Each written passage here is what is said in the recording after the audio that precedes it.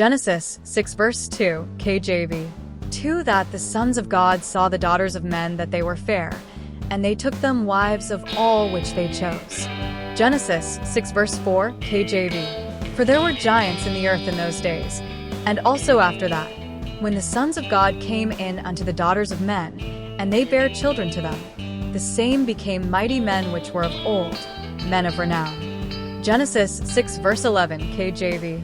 11 The earth also was corrupt before God, and the earth was filled with violence. Genesis 6 verse 12, KJV. 12 And God looked upon the earth, and, behold, it was corrupt, for all flesh had corrupted his way upon the earth. Genesis 6 verse 13, KJV. 13 And God said unto Noah, The end of all flesh is come before me, for the earth is filled with violence through them, and, behold, I will destroy them with the earth. Genesis 6 verse 14, KJV. 14 Make thee an ark of gopher wood. Room shalt thou make in the ark, and shalt pitch it within, and without with pitch. The flood of Noah was because of the giants. These beings were half fallen angel and half earth women. The offspring were giants. Let's look at why Satan tried this attack on mankind. It was the purpose of Satan and his fallen angels to corrupt the human race, and thereby do away with pure Adamite stock through whom the seed of the woman should come.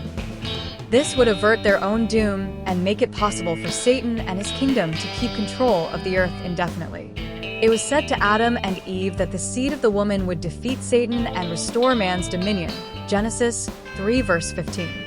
The only way for Satan to avoid this predicted defeat was to corrupt the pure Adamite line, so that the coming of the seed of the woman into the world would be made impossible.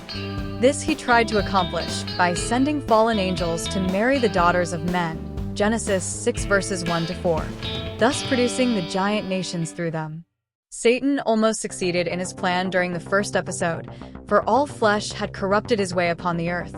Of all the multitudes, Noah and his sons were the only pure Adamites left to be preserved by the ark. Genesis 6 verses 8 to 13. 1 Peter 3 verses 19 to 20. The main object of the flood was to do away with this satanic corruption, destroy the giants, and preserve the pure Adamite line, thus guaranteeing of the coming of the seed of the woman, as God planned. Being defeated before the flood didn't stop Satan from making a further attempt to prevent the coming of the Redeemer, who would be his final downfall. It was now to his advantage that God had promised never to send another universal flood upon the earth. Satan therefore reasoned that he should make a second attempt to do away with the Adamite line. If he came within 8 souls of doing it before the flood, his opportunities were now even greater with the promise that there would be no such flood.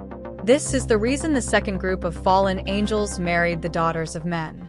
Again, the unions produced giants whose races occupied the land of promise, where the seed should be born, in advance of Abraham.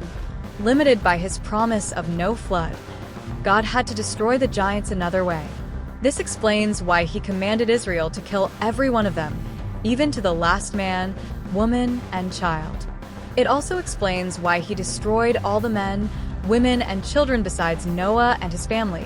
At the time of the flood, it answers the skeptic's question regarding why children were taken away with adults in the flood. God had to end this corruption entirely to fulfill his eternal plan and give the world its promised Redeemer. The Redeemer has come now, so Satan is reserving his forces for a last stand at the second coming of Christ. Thus, it is clear from Scripture that there were giants in the earth both before and after the flood, and that they came from a union of fallen angels and the daughters of men.